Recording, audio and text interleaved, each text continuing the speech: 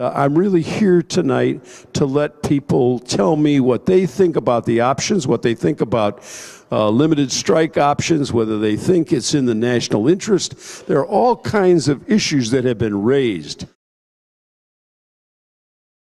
We're becoming very anxious about a myriad of problems that many of us think are connected.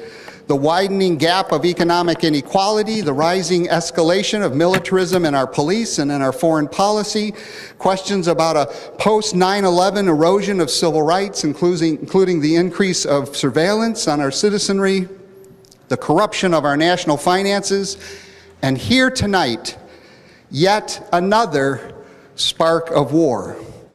I'm leaning against voting for it. I would ask that you do more than just lean against military intervention into Syria. I would ask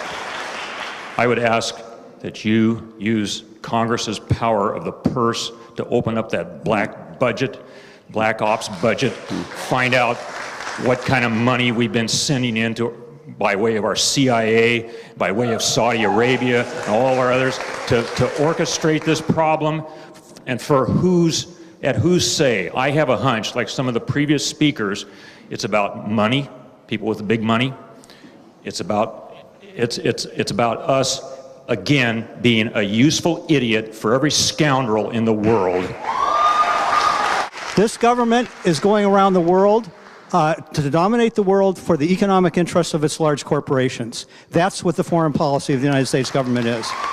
So I think we should all take a deep breath right now and try to go back to that place we were in before 9/11, before this dark cloud of fear settled over this country.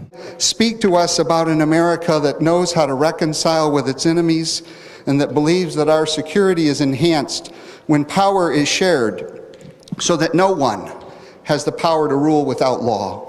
How do you know that it was Assad actually who did that and it's not a false flag operation?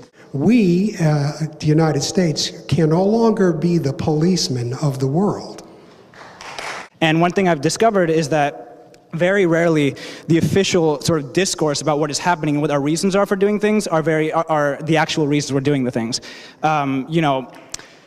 I don't believe in any way that this is about chemical weapons. I don't think so at all. I think it's about geopolitics, for one. For the U.S. to attempt to influence the Syrian situation through military force would require a full-scale invasion. And if we do, I think that is dangerous for Syria, that is dangerous for the U.S., that is dangerous for the region. That is not good for the Syrian people.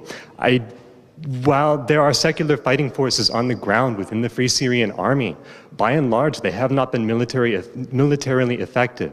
There are not fighting forces that the U.S. can effectively aid, which will solve the problem in Syria. When you go back to D.C. tomorrow, instead of actually talking about whether we're going to strike Syria or not, you need to talk about impeaching Obama because he's already a war criminal, and he doesn't really care.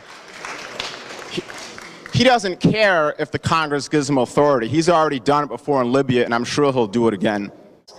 We should really look at what our own president has been doing.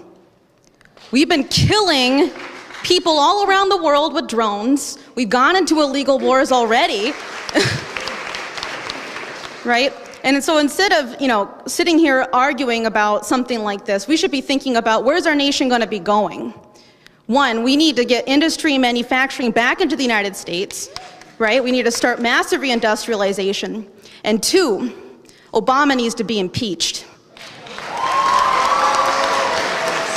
Will you impeach Obama?